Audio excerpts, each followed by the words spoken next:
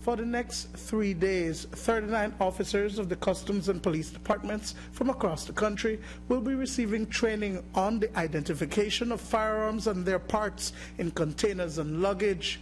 The initiative aims to strengthen the operational capacity of the authorities to respond to the illicit trafficking of parts and firearms into the country. Training is always important, and this one is specifically having to deal with small arms smuggling and so forth in containers, vehicles, and other vessels. I think it's something that is necessary for us in Belize, knowing our situation when it comes to firearms trafficking and smuggling, etc., etc. So it's going to have an impact on us, and I think it's going to put us on a better footing in the near future. The course, which is funded by the European Union, is being carried out by the Central American Program on Small Arms and Light Weapons Control, CASAC, of the General Secretariat of the Central American Integrated System, SICA. This week, the coordinators are in Belize. The participants will be taught the legal component, basic ballistics, identification of firearms and their parts, as well as police intervention and protocols. The information that will be provided by the experts through CASAC will assist the officers in improving their competence in respect to understanding the mode and the way in which smugglers would introduce illegal firearms to our borders. And the course primarily is focusing on the smuggling of firearm in containers and luggage.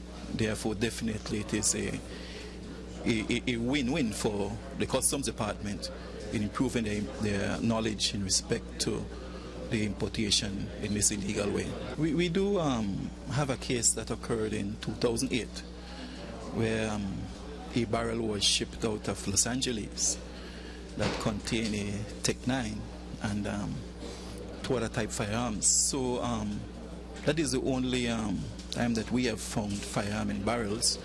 We have found money also in barrels, and it is an indication that the barrel trade is one of the modus that these smugglers would use. So in partaking in this course, and also opening our doors to the other agencies to do joint examination of barrels. We have done that more than once. We have used even the K9 unit to assist us. But criminal elements are very crafty in the manner in which they introduce firearms in country, and despite measures in place, illegal firearms are still brought into the country right under the noses of the authorities.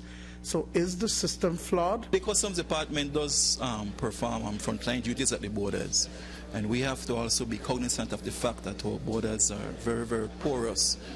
The amount of villages on the Rio Hondo, and the problem that we have been having with other commodities being smuggled into Belize, it doesn't necessarily mean that it passes through the border. But we have had instances at the border, and also what is important in this course is that the possibility also exists that firearms could be smuggled, broken down, and the course will also focus on the identification of components for firearms. Knowing that we have wide borders and so forth, the risk of smuggling firearms is always there. So we're always suspicious whenever it comes, whenever containers are being brought into our country or are in transit in our country. It always brings a serious suspicion. Most persons would say, man, we see all these criminal people in the city all over with firearms. How the hell did they get these firearms? How did they get into the country without being detected? As I've said, right now our borders are wide, and we're unable to man our borders the way we would want to, and so we're vulnerable when it comes to our border. And then likewise in the containers, if we're not trained in regards to detecting when these firearms are being smuggled in parts and so forth, then we will never be able to detect. As part of the practical instructions, several exercises will be done in the luggage and air cargo area of the Philip Goldson International Airport, as well as vehicular inspections. Dwayne Moody for News 5.